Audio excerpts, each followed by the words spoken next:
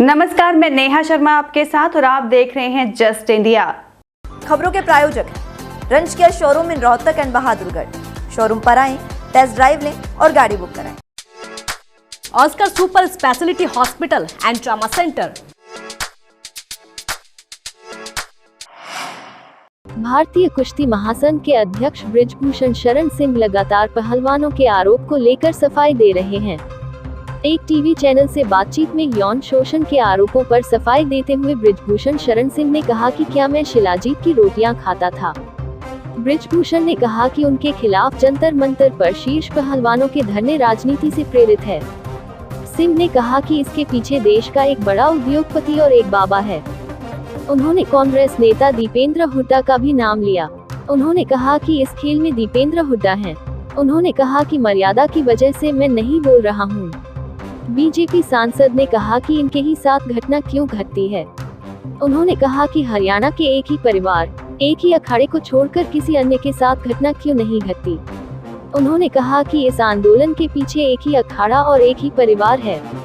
उनका मकसद मेरा इस्तीफा नहीं है, बल्कि ये केवल राजनीतिक है। ये एक चंद परिवार है, जैसे एक चंद परिवार है और जितनी लड़कियां निकल करके आई हैं आरोप लगाने वाली, वो एक ही अखाड़े की हैं, एक ही अखाड़े की हैं। और कल बजरंग पूनिया ने सवाल किया था कि हमको कैसे पता चला कि वो एक ही अखाड़े के हैं, क्योंकि हमको नहीं, सारी दुनिया को पता है। महादेव रेसलिंग एकेडमी की ही सारी लड़कियां हैं और जिस एकेडमी के कर्ता धर्ता संरक्षण दाता सब कुछ जो है दीपेंद्र हुड्डा।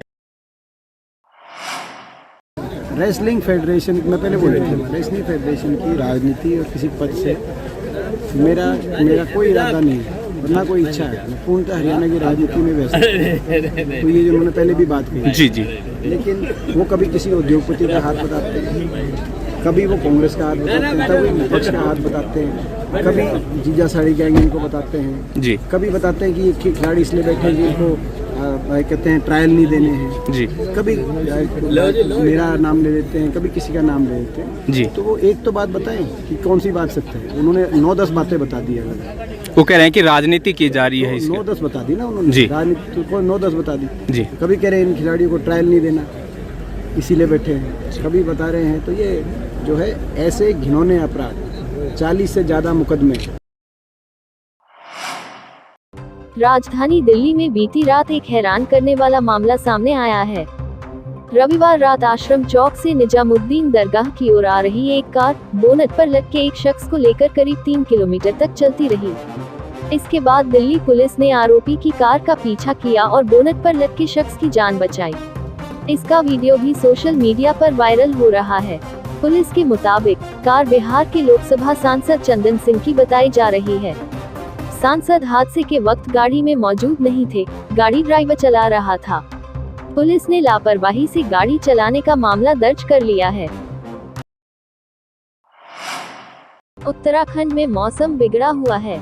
राजधानी देहरादून समेत मैदान से लेकर पहाड़ तक हल्की बारिश हुई। वहीं ऊंचाई वाले इलाकों में बर्फबारी भी हुई। उत्तराखंड के ऊंचाई वाले इलाकों में सोमवार को बारिश और बर्फबारी की संभावना को देखते हुए मौसम विभाग ने येलो अलर्ट जारी किया है। वहीं मैदानी इलाकों में बारिश के साथ ओलावृष्टि के आसार हैं। वहीं बर्फ के पहाड़ का वीडियो वायरल हो रहा है, जिसमें लोग बर्फ में दबते हुए नजर आ रहे हैं। यह वीडियो उत्तराखंड का बताया जा रहा है। हालांकि जस्ट इंडिया इस वीडियो की पुष्टि नहीं करता, लेकिन वायरल वीडियो देखकर आप ही हैरान हो जाओगे।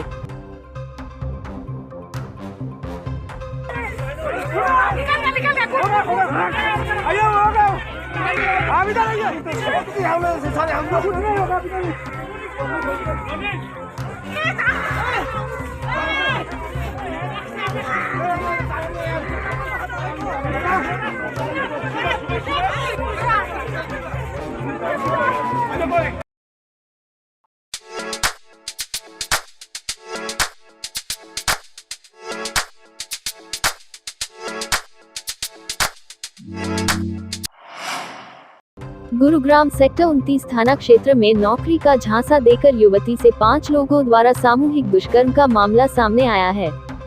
युवती को नौकरी दिलाने के नाम पर 1 साल पहले पश्चिम बंगाल से गुरुग्राम बुलाया गया था। यहाँ इसी व्यक्ति ने युवती को देह व्यापार में धकेल दिया। पीड़ित की शिकायत पर पुलिस ने केस दर्ज कर छानबीन शुरू कर दी।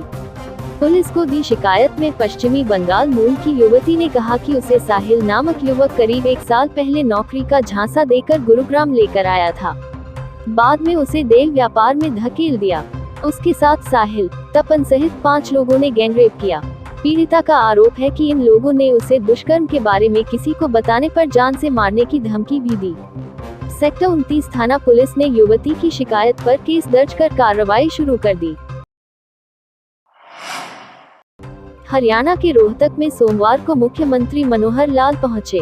वह गांव करनावठी निवासी दिवंगत जय नारायण खुंडिया के घर पर गए, जहां पर दिवंगत पूर्व मंत्री जय नारायण को श्रद्धांजलि अर्पित की तथा शोक संतप्त परिवार को ढांढस बंधाया। उसके बाद मॉडल टाउन स्थित दिवंगत एडवोकेट रामचेत तायल के आवास पर भी पहुंचे। श्रद्धांजलि देते हुए परिवार को ढांढस बंधाया। हरियाणा के हिसार के हांसी में सोमवार दोपहर बड़ी वारदात हुई। संस्कृति मॉडल स्कूल में बच्चों को पढ़ा रहे टीचर को बाहर से आए 3 युवकों ने चाकू घोंप दिया। वारदात के बाद स्कूल में हड़कंप मच गया। बच्चे भी डर गए। शोर सुनकर अन्य टीचर मौके पर पहुंचे तो हमलावर मौके से फरार हो गए। घायल शिक्षक पंकज को हांसी सिविल अस्पताल ले जाया गया, जहां गंभीर हालत को देखते हुए डॉक्टरों ने उसे हिसार रेफर कर दिया। बताया जा रहा है कि चाकू मारने वालों में से एक युवक स्कूल ड्रेस में था और 2 अन्य सादे कपड़ों में थे। फिलहाल चाकू मारने के पीछे के कारण का खुलासा नहीं हो पाया है।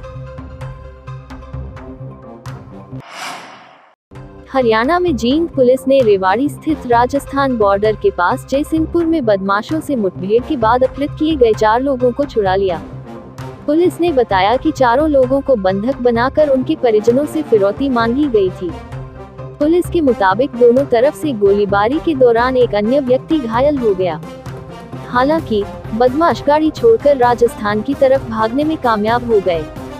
पुलिस ने बताया कि अपहरणकर्ताओं के चंगुल से छुड़ाए गए लोगों में से 2 लोग जींद के तो 2 लोग रतिया के रहने वाले हैं। पुलिस ने बताया कि छुड़ाए गए जींद निवासी सतीश नाम के एक व्यक्ति पर 6-7 आपराधिक मामले दर्ज हैं। घटना की सूचना मिलते ही पुलिस अधीक्षक सुमित कुमार मौके पर पहुंचे और हालात का जायजा लिया।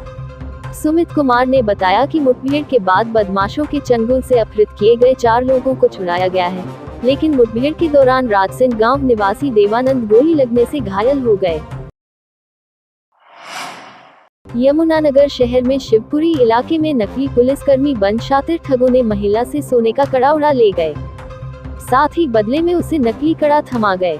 यह पूरी वारदात सीसीटीवी कैमरे में कैद हो गई। महिला ने मामले की शिकायत पुलिस को दी है। नकली पुलिसकर्मी बन शातिर ठग महिला का सोने का कड़ा ले गए और बड़ी ही चालाकी से महिला को नकली कड़ा थमा गए। घटना यमुनानगर के शिवपुरी की है।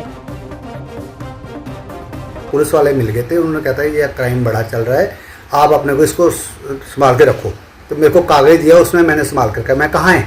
मैं जैसे इन्होंने खोल के मेरे को दिखाया तो उसमें एक प्लास्टिक की चूड़ी निकली है नीले रंग की, और नीले एक प्लास्टिक की चूड़ी निकली है। तो वो उसमें से उनका कड़ा जो 3-3.25 तोले का था वो गैप था। खुद को वो कह रहे हैं हम स्टाफ के बंदे हैं। पुलिस ने कहा हम स्टाफ के बंदे हैं, हमारी गाड़ी आगे खड़ी है, हम इसीलिए गश्त कर रहे हैं, हमारे एसएसओ साहब आगे खड़े हैं, हम गश्त कर रहे हैं कि किसी के साथ कोई क्राइम ना हो जाए। तो आपको समझ नहीं आता आप क्यों सोना डाल के घूम रहे हैं। ये बात उन्होंने कही मिसेज को।